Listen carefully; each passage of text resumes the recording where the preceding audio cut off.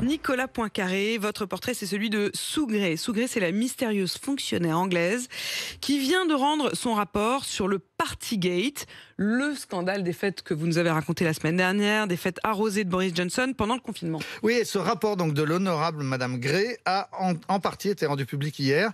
Il dénonce les comportements difficiles à justifier, des consommations excessives d'alcool sur le lieu de travail, mais surtout des manquements graves aux règles qui, dans le même temps, étaient imposées à la population britannique. C'est donc très assassin pour Boris Johnson, mais seulement 12 pages du rapport ont été publiées parce que la police enquête aussi sur ces festivités coupables et la police a demandé que tout ne soit pas déballé avant la fin de son enquête, ce qui offre un sursis pour l'instant à Boris Johnson qui hier soir a présenté ses excuses devant les députés. Boris Johnson qui avait lui-même commandé ce rapport. Alors oui, et qui du coup avait mis Madame Sue Gray dans une position très difficile puisqu'elle est la numéro 2 de l'administration du Premier ministre, autrement dit une fonctionnaire sous ses ordres qui a été chargée d'enquêter sur son patron. Elle est extrêmement discrète, inconnue du grand public. Elle s'est retrouvée d'un seul coup sous les projecteurs et les Anglais ont découvert l'existence de cette femme que Le Monde présente comme très puissante et très mystérieuse. Elle a la haute main sur toutes les nominations des fonctionnaires dans le pays. En fait, elle dirige le pays, a confié un ancien ministre. La BBC qui fait son portrait pense qu'elle a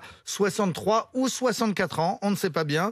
La presse parle d'elle au conditionnel. Elle n'aurait aucun diplôme, ce serait une self-made woman partie de tout en bas de l'échelle.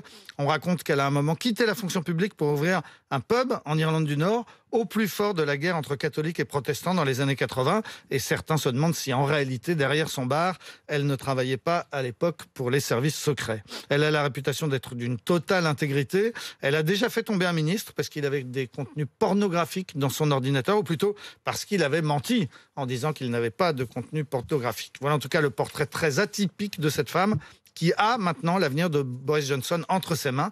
On attend avec impatience la publication de la suite de son rapport. Je pense qu'on peut compter sur vous pour regarder ça pour nous. Je vous tiendrai au courant.